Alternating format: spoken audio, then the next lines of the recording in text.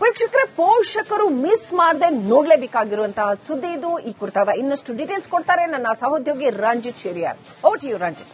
Thank you Srilakshmi. ನೀವು ನಿಮ್ಮ ಮಕ್ಕಳ ಕೈಗೆ ಮೊಬೈಲ್ ಅನ್ನ ಕೊಟ್ಟು ನಿಮ್ಮಿಷ್ಟದ ಹಾಗೆ ನೀವಿರ್ತೀರಾ.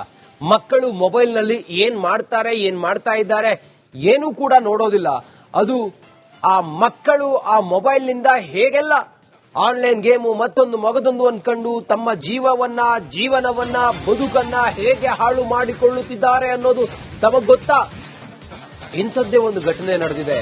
ಪ್ರತಿಯೊಬ್ಬ ಪೋಷಕರು ಕೂಡ ಈ ಸುದ್ದಿಯನ್ನ ನೋಡಲೇಬೇಕು. ಮಕ್ಕಳ ಕೈಯಲ್ಲಿ ಫೋನ್ ಇದ್ರೆ ನೀವು ಹುಷಾರಾಗಿರಿ. ಮಕ್ಕಳು ಮೊಬೈಲ್ ಅನ್ನ ಹಿಡಿದುಕೊಂಡು ಯಾವಾಗ್ಲೂ ಕೂಡ ಮೊಬೈಲ್ ಗೋಜಿನಲ್ಲೇ ಇದ್ರೆ ನೀವು ಸ್ವಲ್ಪ ಹುಷಾರಾಗಿರಿ. ಪೋಷಕರೇ, ಈ ಸುದ್ದಿಯನ್ನ ತಾವು ಮಿಸ್ ಮಾಡಬೇಡಿ.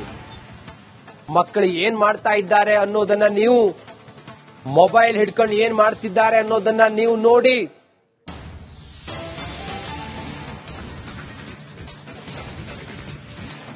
ಬಹುಶಃ ನಾವಿವತ್ತು ನಿಮಗೆ ಹೇಳೋದಕ್ಕೆ ಹೊರಟಂತ ಸುದ್ದಿ ಇದೇನು ಹೊಸತೇನಲ್ಲ. ಈ ರೀತಿ ಘಟನೆಗಳು ನಮ್ಮ ರಾಜ್ಯದಲ್ಲಿ, ನಮ್ಮ ದೇಶದಲ್ಲಿ ಪದೇ ಪದೇ ಮರುಕಳಿಸ್ತಾ ಇದ್ರು ಕೂಡ ಪೋಷಕರು ಮಾತ್ರ ಇನ್ನೂ ಜಾಗೃತರಾಗಿಲ್ಲ. ಧಾರವಾಡದಲ್ಲಿ ವಿಕಾಸ್ ಆತ್ಮಹತ್ಯೆ ಮಾಡಿಕೊಂಡ್ರಲ್ಲ, ಆ ಪ್ರಕರಣಕ್ಕೆ ಟ್ವಿಸ್ಟ್ ಏನಂತ ಕೇಳಿದ್ರೆ, ಕೊರಿಯನ್ ಗೇಮ್ಗೆ ವಿಕಾಸ್ 20 ವರ್ಷದ ವಿಕಾಸ್ ಬಲಿಯಾದ್ನ ಅನ್ನೋದು. ಫೆಬ್ರವರಿ 6ನೇ ತಾರೀಕು ವಿಕಾಸ್ ನಾಯಕ ನೇಣು ಬಿಗಿದುಕೊಂಡು ಆತ್ಮಹತ್ಯೆ ಮಾಡಿಕೊಂಡಿದ್ದ ಯುವಕನ ಮೊಬೈಲ್ ಗೀಳಿಗೆ ವಿಕಾಸ್ ಮೃತಪಟ್ನ.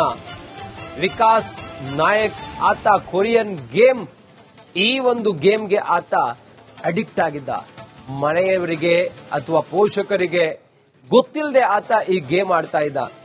ಬಹುಶಃ ಈ ಕೊರಿಯನ್ ಗೇಮ್ ಆತನ ಮನಸ್ಥಿತಿಯ ಮೇಲೆ, ಆತನ ಮನಸ್ಸಿನ ಮೇಲೆ ಪರಿಣಾಮ ಬೀರಿತ್ತು ಅಂತ ಅನ್ಸುತ್ತೆ.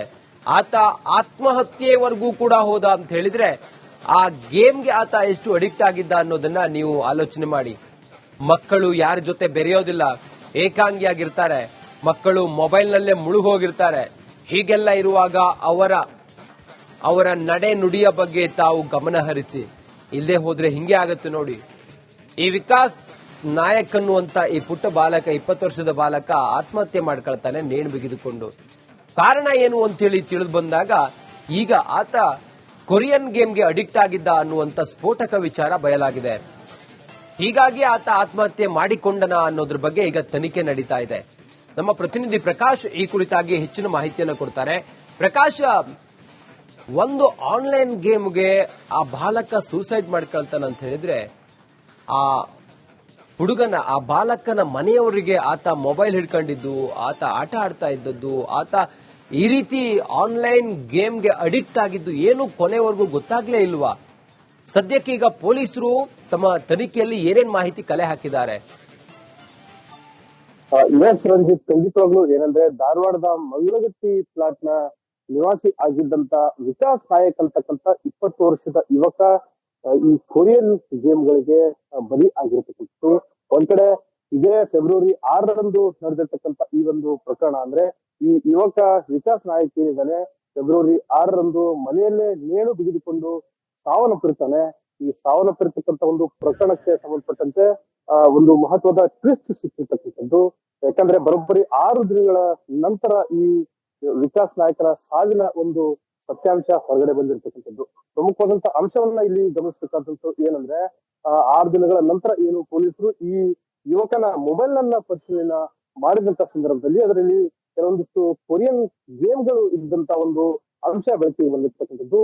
ಇನ್ನೊಂದು ಪ್ರಮುಖವಾಗಿ ಈ ಒಂದು ಕೊರಿಯನ್ ಗೇಮ್ಗಳಿಗೆ ಈತ ಅಡಿಕ್ಟ್ ಆಗಿದ್ದ ಅಂತಕ್ಕಂಥ ಒಂದು ಅಂಶ ಬೆಳಕಿಗೆ ಬಂದಿರ್ತಕ್ಕಂಥದ್ದು. ಜೊತೆಗೆ ತನಗೆ ಈ ಸಾವಿಗೆ ನಾನೇ ಕಾರಣ ಅಂತಕ್ಕಂಥ ಒಂದು ಸೆಲ್ಫ್ ಮೆಸೇಜ್ ಅನ್ನ ಮಾಡ್ಕೊಂಡಿರ್ತಕ್ಕಂಥ ಒಂದು ಹಿನ್ನೆಲೆಯಲ್ಲಿ ಪೊಲೀಸರು ಈ ಥ್ಯಾಂಕ್ ಯು ನಿಮ್ಮೆಲ್ಲ ಮಾಹಿತಿಗಾಗಿ ಪ್ರಕಾಶ್.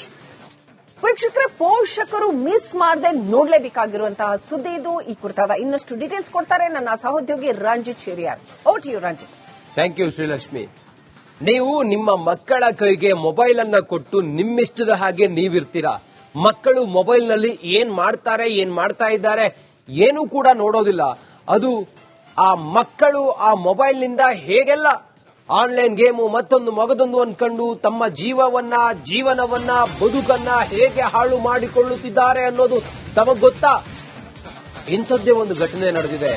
ಪ್ರತಿಯೊಬ್ಬ ಪೋಷಕರು ಕೂಡ ಈ ಸುದ್ದಿಯನ್ನ ನೋಡಲೇಬೇಕು. ಮಕ್ಕಳ ಕೈಯಲ್ಲಿ ಫೋನ್ ಇದ್ರೆ ನೀವು ಹುಷಾರಾಗಿರಿ. ಮಕ್ಕಳು ಮೊಬೈಲ್ ಅನ್ನ ಹಿಡಿದುಕೊಂಡು ಯಾವಾಗ್ಲೂ ಕೂಡ ಮೊಬೈಲ್ ಗೋಜಿನಲ್ಲೇ ಇದ್ರೆ ನೀವು ಸ್ವಲ್ಪ ಹುಷಾರಾಗಿರಿ. ಪೋಷಕರೇ, ಈ ಸುದ್ದಿಯನ್ನ ತಾವು ಮಿಸ್ ಮಾಡಬೇಡಿ. ಮಕ್ಕಳು ಏನ್ ಮಾಡ್ತಾ ಇದ್ದಾರೆ ಅನ್ನೋದನ್ನ ನೀವು, ಮೊಬೈಲ್ ಹಿಡ್ಕೊಂಡು ಏನ್ ಮಾಡ್ತಿದ್ದಾರೆ ಅನ್ನೋದನ್ನ ನೀವು ನೋಡಿ.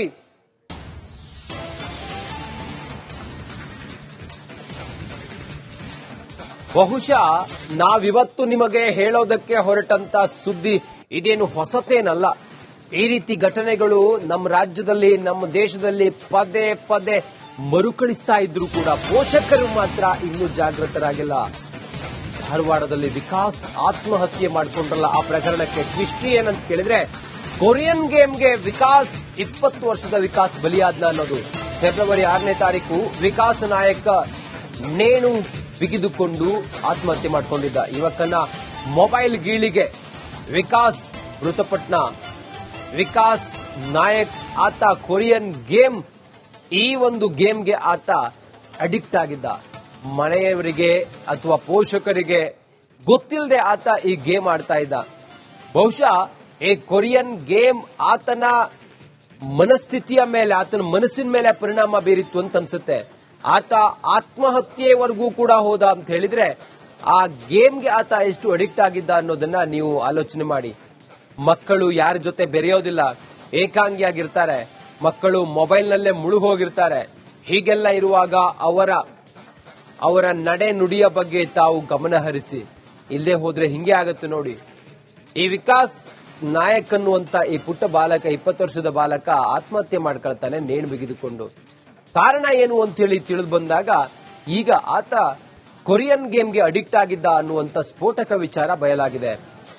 ಹೀಗಾಗಿ ಆತ ಆತ್ಮಹತ್ಯೆ ಮಾಡಿಕೊಂಡನ ಅನ್ನೋದ್ರ ಬಗ್ಗೆ ಈಗ ತನಿಖೆ ನಡೀತಾ ಇದೆ. ನಮ್ಮ ಪ್ರತಿನಿಧಿ ಪ್ರಕಾಶ್ ಈ ಕುರಿತಾಗಿ ಹೆಚ್ಚಿನ ಮಾಹಿತಿಯನ್ನು ಕೊಡ್ತಾರೆ.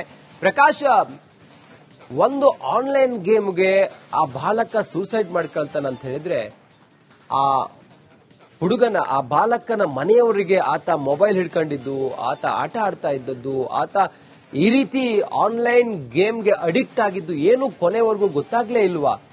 ಸದ್ಯಕ್ಕೆ ಈಗ ಪೊಲೀಸರು ತಮ್ಮ ತನಿಖೆಯಲ್ಲಿ ಏನೇನ್ ಮಾಹಿತಿ ಕಲೆ ಹಾಕಿದ್ದಾರೆ?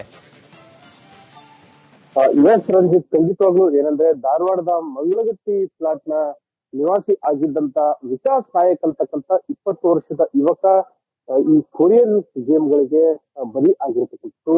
ಒಂದ್ ಕಡೆ ಇದೇ ಫೆಬ್ರವರಿ 6ರಂದು ನಡೆದಿರ್ತಕ್ಕಂಥ ಈ ಒಂದು ಪ್ರಕರಣ ಅಂದ್ರೆ, ಈ ಯುವಕ ವಿಕಾಸ್ ನಾಯಕ್ ಏನಿದ್ದಾನೆ ಫೆಬ್ರವರಿ 6ರಂದು ಮನೆಯಲ್ಲೇ ನೇಣು ಬಿಗಿದುಕೊಂಡು ಸಾವನ್ನಪ್ಪಿರ್ತಾನೆ. ಈ ಸಾವನ್ನಪ್ಪಿರ್ತಕ್ಕಂಥ ಒಂದು ಪ್ರಕರಣಕ್ಕೆ ಸಂಬಂಧಪಟ್ಟಂತೆ ಒಂದು ಮಹತ್ವದ ಟ್ವಿಸ್ಟ್ ಸಿಕ್ಕಿರ್ತಕ್ಕಂಥದ್ದು.